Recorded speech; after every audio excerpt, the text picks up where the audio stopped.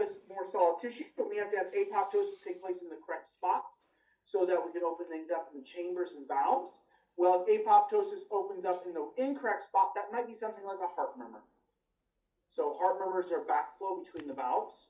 If you have a single cell die, well, now you might get some slushing back and forth. Often that's super easily fixed. They just go back in, they go inside and stitch it up. Often they don't even have to do open heart surgery like that anymore. They go up to they catheterize you and they run through the artery and the little logo. Yeah. My mom says there's a thing where like the blood goes up and then it's like this out, and then the sugar next to Ventricular or whatever it is. it never knows the whole month. Apoptosis taking place later in life in brain. CTE is a wonderful example of this. So you can either calcify or you can go through apoptosis. So CTE is repeated brain injury. So we most associated with American football, NFL. That is not even close to the highest level of incidence. Does anybody know the number one sport to give CTE for somebody? Yeah. It is not. Hockey's actually one of the lower ones. Yeah. Yeah. You're all going to be shocked if we went down the list. Girls gymnastics, number one. Yeah, girls gymnastics, number one. Then it was girls soccer. Yeah. And then, cheer, all of those are up in the top. And then you start going into this. Actually, football is fairly low, but it's so popularized. That's where it comes from. It also, because if you're an NFL athlete and you've had repeated exposure for a long, long period of time, you're not just a high school kid, you also get a lot of publicity when something goes wrong. So CTE, you get literally death of cells in your brain, so you start losing cognitive function. Same thing starts taking place with like things like dementia and Alzheimer's.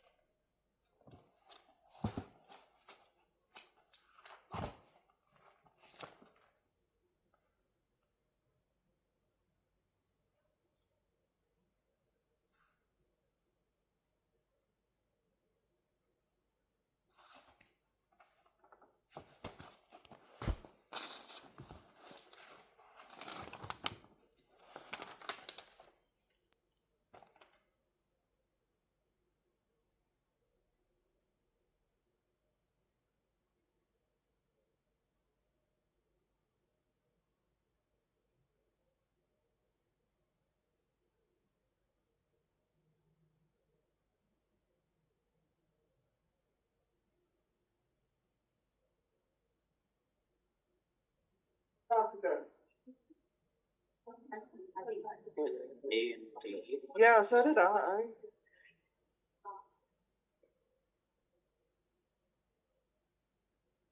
What'd you pick? Because you have to methylate gene in order to stop it from being expressed.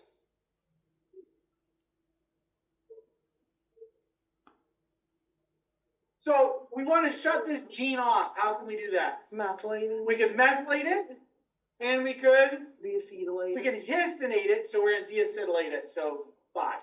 Correct answer.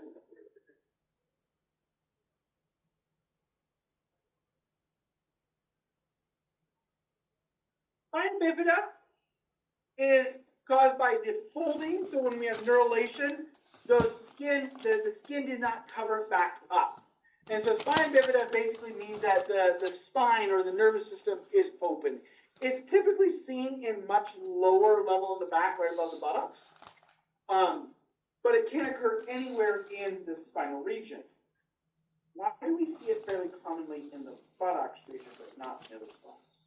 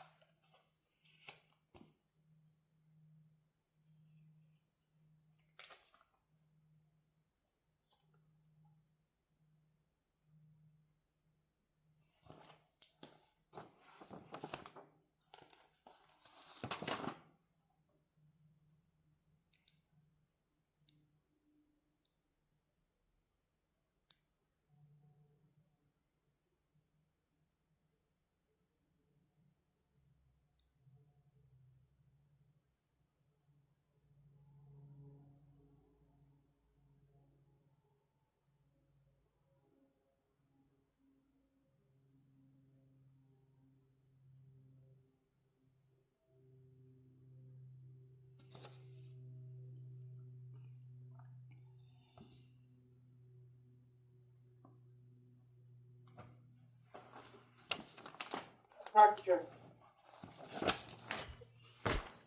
I think they are a product of mutation, not responses to toxins, and they are not viable. I was between C and D.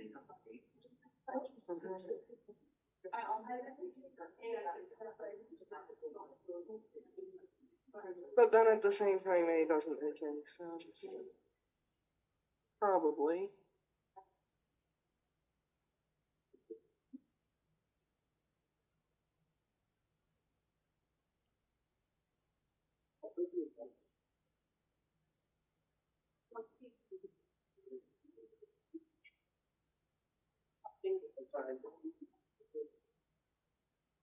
Okay, what are we thinking? Yeah, so if it's a lower spinal issue, it's still viable. But if it's further up, no, it's been aborted. So this would be a case of abortion. So they do occur. It is not a product of mutation or toxins. This is just bad luck. Every once in a while, something doesn't align correctly, or the apoptosis doesn't take place, or it does take place. Any number of things. It is not necessarily dependent on gender or genetics. Okay, it is just bad luck. If it is on the lower spine, spina bifida is pretty treatable. They're born, immediately taken to the ICU where surgery is performed. Yeah. So. Yeah, well, it is, but they just are born and you take it over. So we have our next case study. And we're going to take quite a bit of time on this morning. And so you are a doctor, okay? You are trying to figure out solutions for them. That's our goals for the next little bit. We're trying to train you up. Encephalization is poor formation of the forebrain. Okay, so encephalitis is we have something wrong with the forebrain. Normally, encephalitis is very rare. Okay, it is normally very rare. However, in Yakima, which is right in this location right here, it has become quite common. Encephalitis becomes quite common. In fact, in 1 year, there was 45 children born. Well, they don't live with encephalitis. So your job is to try to think about why. So talk in your groups. Try to think about what questions you would ask. What do you think a factor could be? Think about the geography, the region, everything. Okay. So start putting your cap on. Your thinking cap. Spend some time on this. I was saying because the thing is like, including specific and you do like that's spending so much of your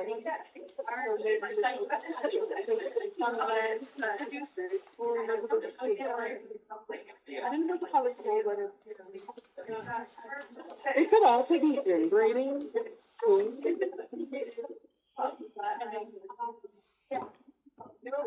I mean, if you keep inbreeding, homozygosity will increase. So if someone is homozygous for that, then they'll get it. It's not gonna be more like it's the same kind of like kind of relatives, but like it's actually been kind of I think it's like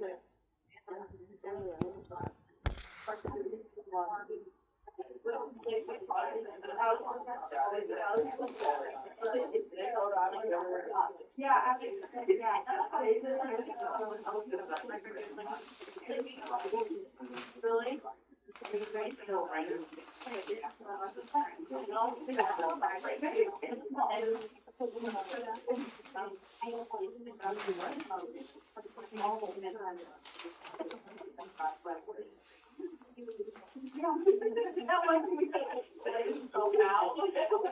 Oh, interesting. So talk to you about that. I also think the environment of Yakima is probably another option.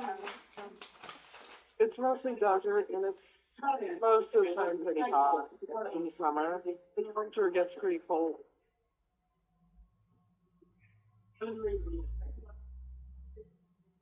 I'm thinking like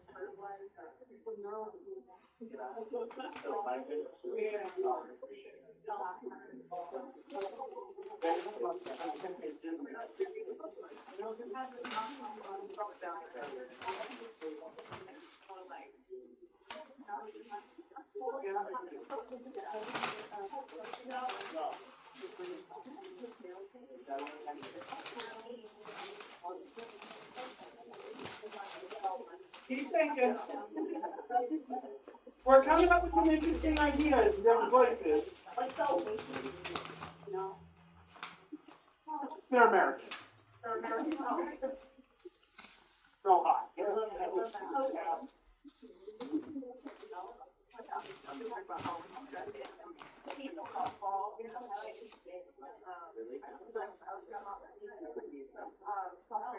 All right, we have a couple ideas. Let's talk about a couple ideas. Go on, bring up your idea first.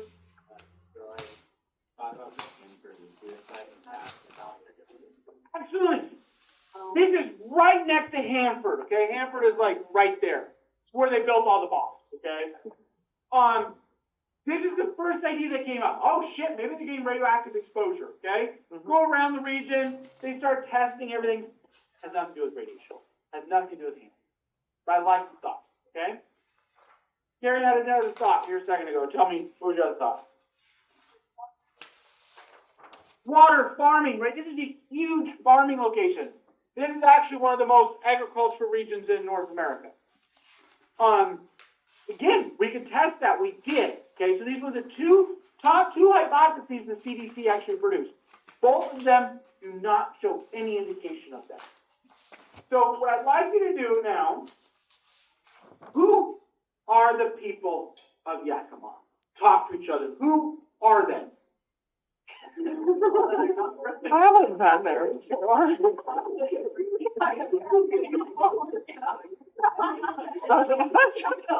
As much as I lived in the state of Washington, I have never been to Yakima. It's not. I was considering that, but then I eliminated the thought because, like, people from anywhere can go to Yakima. Huh?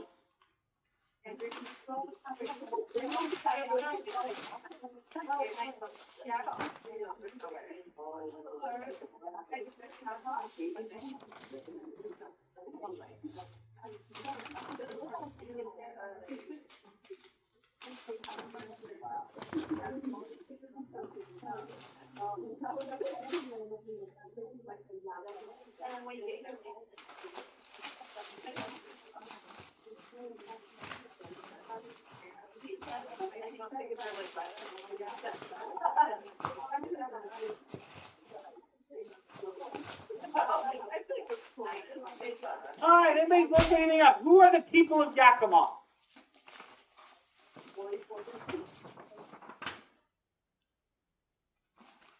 Who are they? Okay, who are they?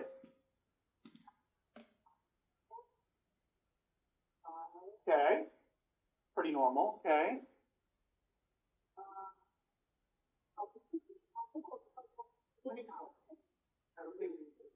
Okay.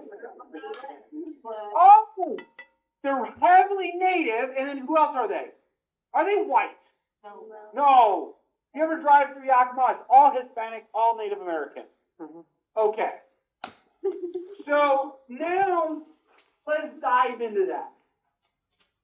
What information can we get? Now you just pulled up the census information about median income.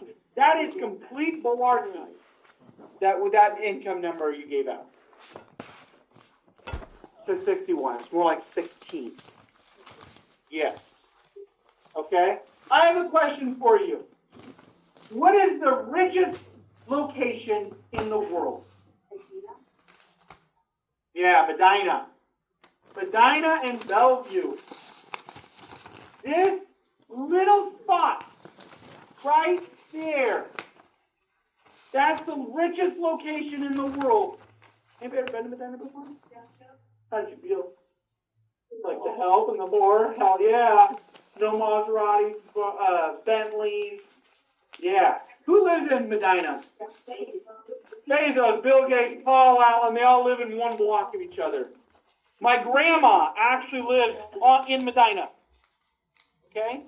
My grandma was a secretary for King County when she worked. She worked in Seattle, in King County, in downtown.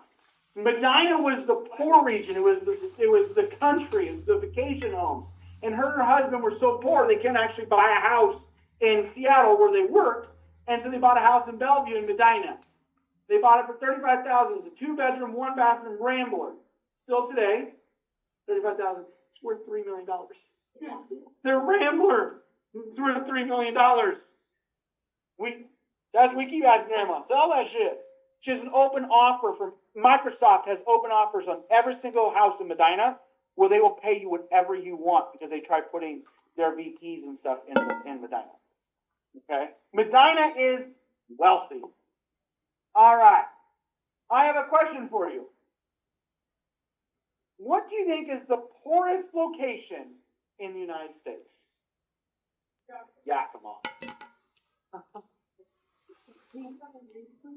There to there is the largest income disparity in North America. Why? Talk to each other. Figure this out. How does income play a part of this?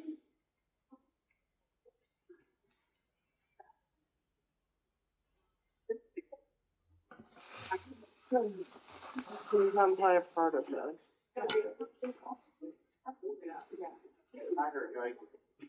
Maybe because they can't buy enough food if they don't have enough money.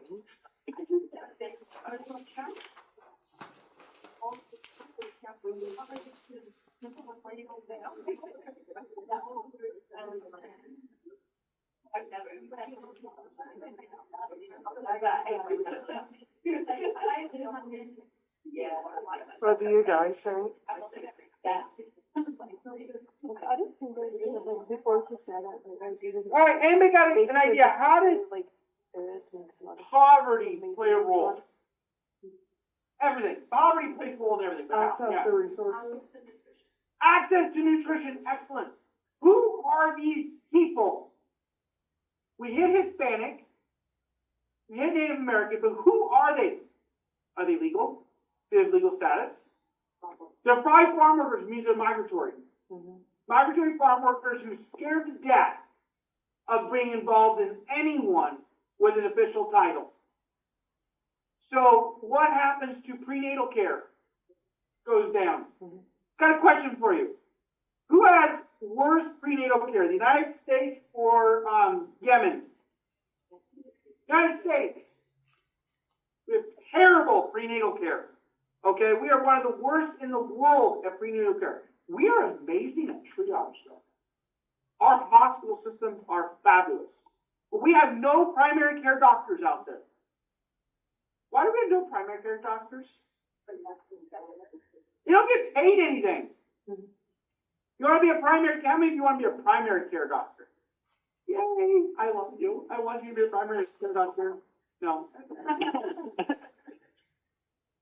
We know the disease is spreading in this room. We're not doing, we're not touching, not breathing, we're not doing, the amount of people on there just tells me it's sick.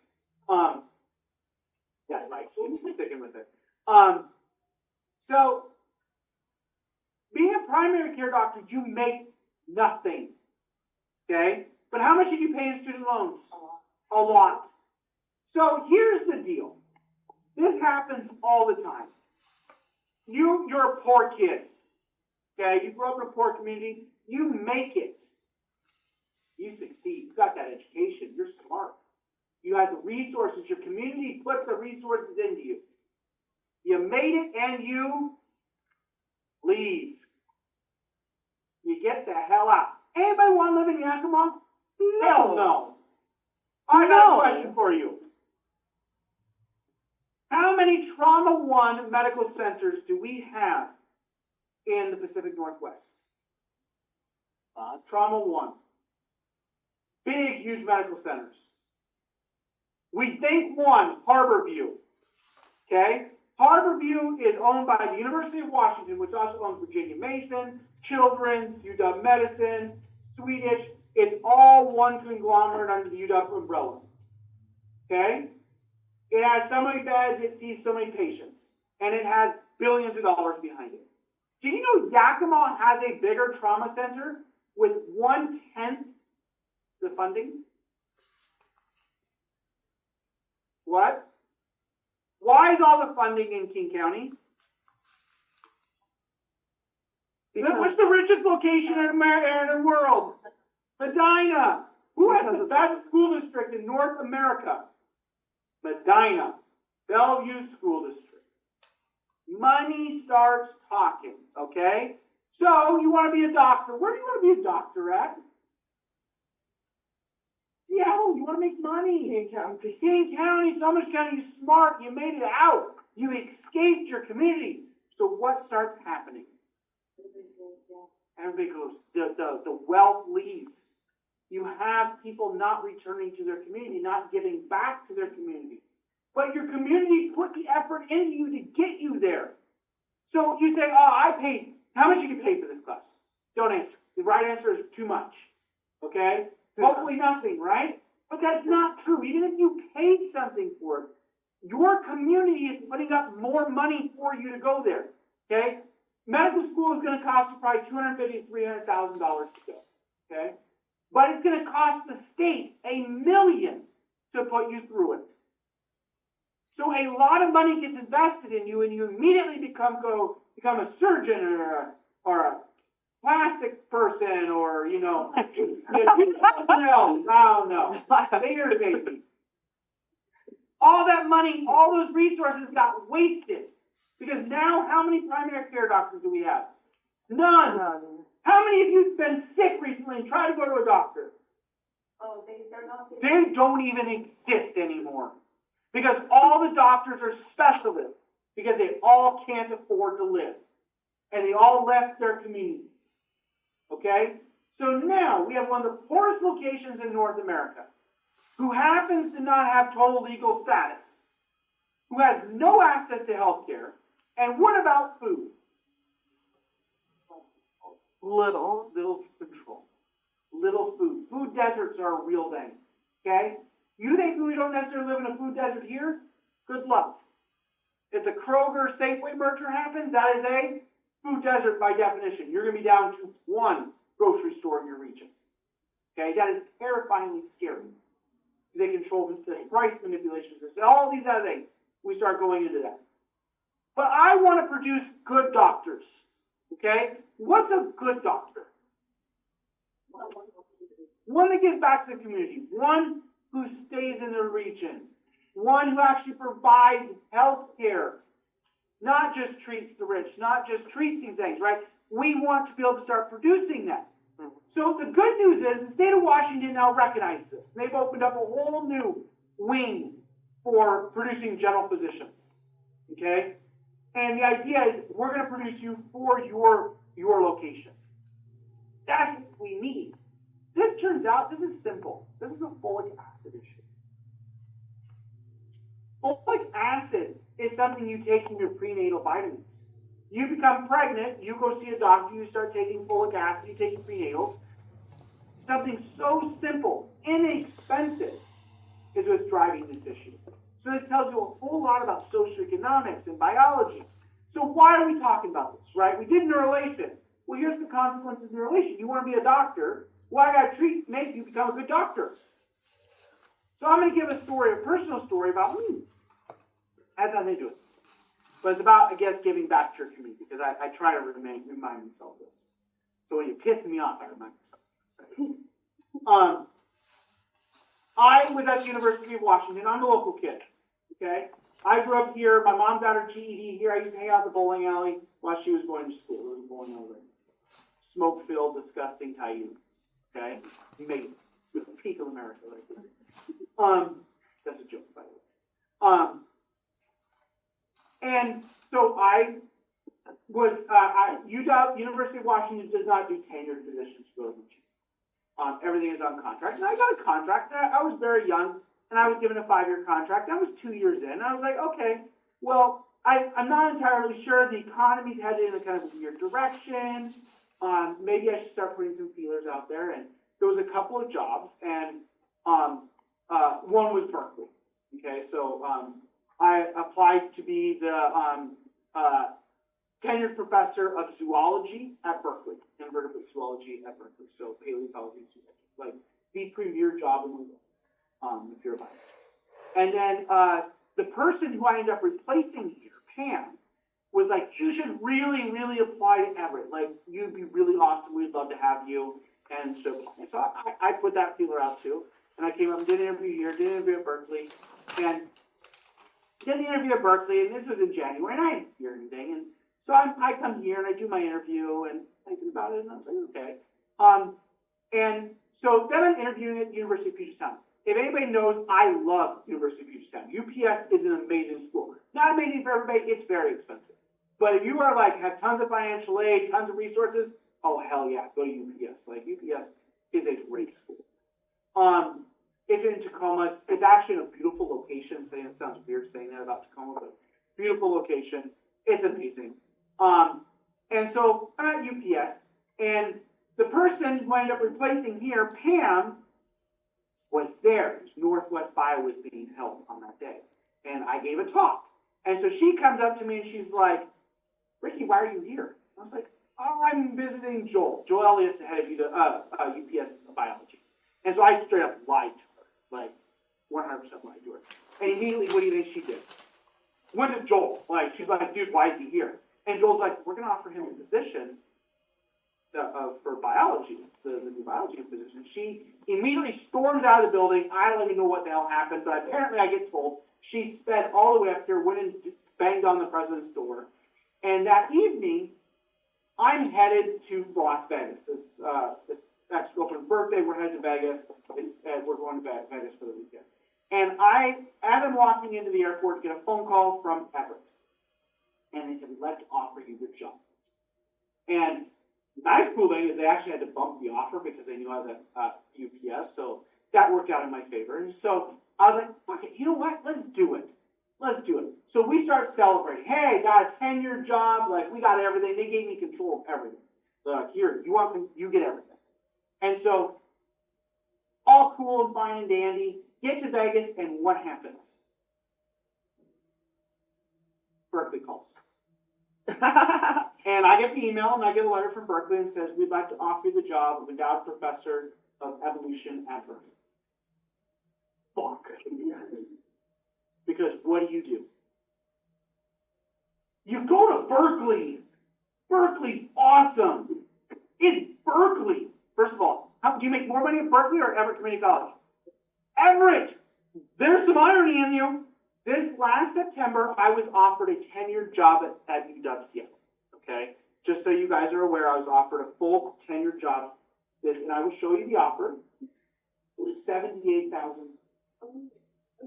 I said, put a 1 in front of that, and I might consider it. I make over twice that here. Okay?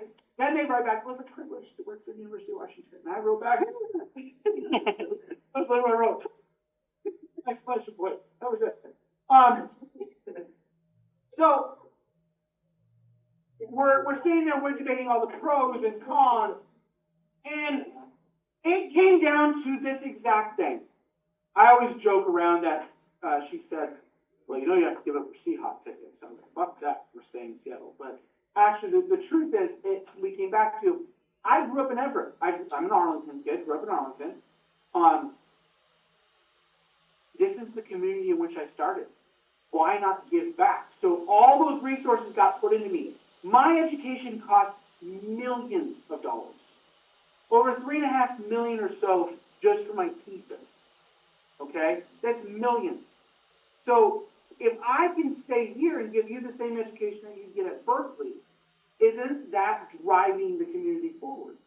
Mm-hmm. And so we ultimately came to that decision. We're staying in here to give back. Don't know if it's the right decision. Could be a perfect. It could be the wrong decision. Could have been the wrong decision. I don't know. So we had that conversation, and so I write back to Berkeley, and I said I'd like to decline you. And they write back, no. And I said, well, you can move on to your second candidate, or if not, I can give you. He said, we don't have a second candidate. We have one candidate. You were it. No one declined Berkeley. So I declined Berkeley. So at this time, my boss was Scott Freeman, your guys' textbook guy. So I walk into Monday mornings and tell Scott, and I was like, yeah, I got a job. He's like, oh, great. And he gets all excited. And because he talked to me. And I said, yeah, I heard back from Berkeley. And he says, what?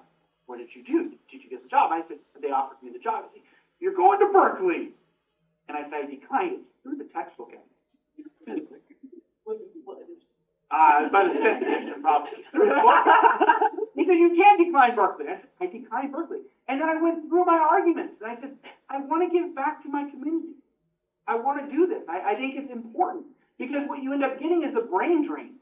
You get those resources taken away. So I'm not trying to like tout myself or anything here, but I'm trying to give you a story of why I think that's important. So when I'm like telling you, if you want to tell me, and you're doing advising, and you say I want to be a chiropractor, and I tell you get the hell out of my office. Now you know why. I don't like producing shit doctors. I have had lots of students go on to become doctors at this point.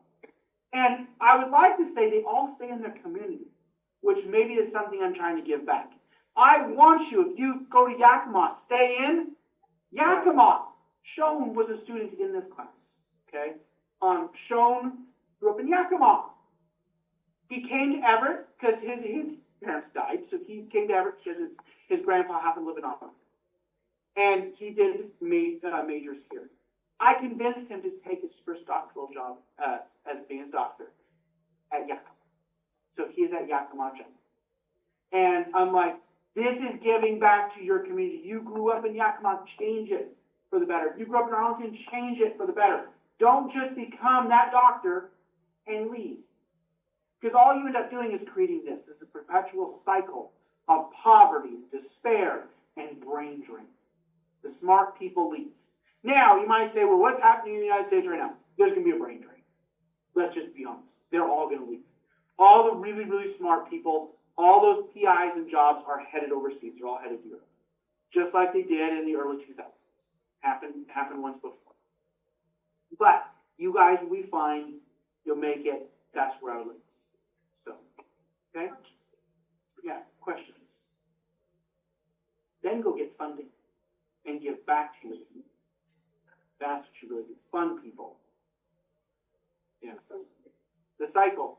Mm-hmm. I bring in millions to this college. This college makes money off me. They can suck it. It's basically Hey, how many people do I fund in here for their education, right? There's 5 of you in majors. I paid them. That's good.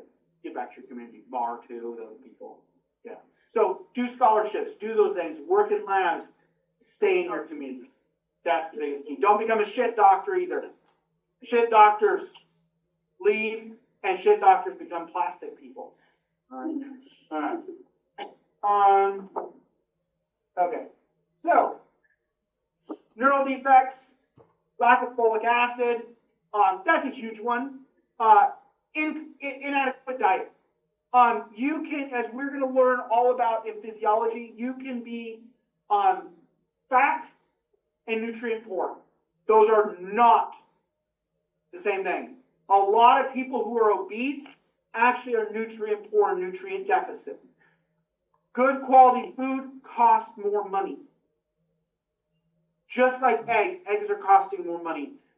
Fruits, vegetables, good meats, all of that is costing more money. You need to be able to supplement it. Children's diets are so incredibly important. For those that think, oh, I might be having it, so most of you are 18 to 20 years old, okay, or something. And you start saying, I know this sounds weird. Your children's probably the last thing on your mind, okay? But the truth is, children are coming up for most of you very quickly, okay? Most of you are within 5 years of having children or not having children, okay?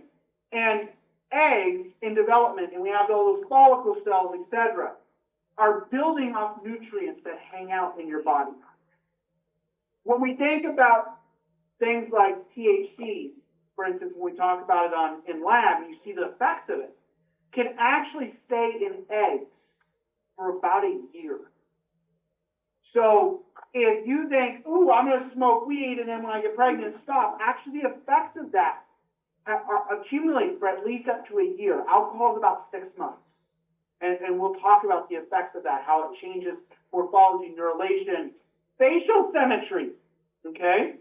I just read a really interesting article where they're demonstrating through time that people are becoming prettier and more beautiful. And a lot of beauty is represented by facial symmetry, where your eyes are in relationship to your face and how symmetrical each side is. And the reason why is diets have become better and people are using less drugs. And you might say, well, drugs are still pretty common. No, they're way less common. There's no cocaine in Coca-Cola anymore, unfortunately. Right? We're not doing meth on a daily basis any longer. Good morning. You have a Coca-Cola to get up in the morning, right? Hell, forget the Red Bulls or whatever. We'll just go drink some Coke. Or Pepsin, right? So drugs are decreasing in popularity. When I was a kid, codeine cough syrup over the counter. Yeah. Hell yeah, I wish we had that for Sylvie. Made her sleep right through the night. Right? So we started thinking about these things. This is a joke, by the way. Okay? So this is why you can never have a class like this online, because I say something like that, all of the Zoom boxes are blank, and I'm like, oh God, I'm going to go on CNN. So what I want you to do is start preparing. And I'm not, just putting this on the women.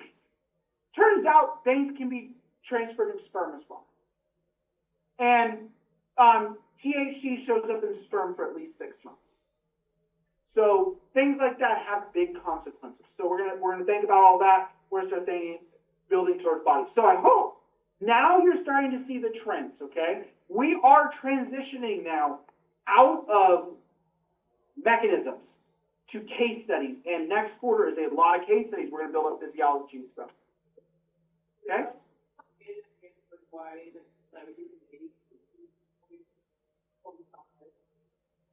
Yeah, older people. So if you look at like 30, 40 years ago, when you were 70, you looked really old, right?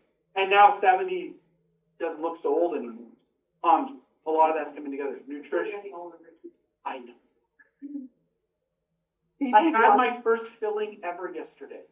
I chipped a tooth and my dentist was like, she's a friend. She's like, yeah, you got old. I'm like, come on, that's not nice. She's like, that's true, you got old. Damn it. Okay. I'll see you guys in lab tomorrow.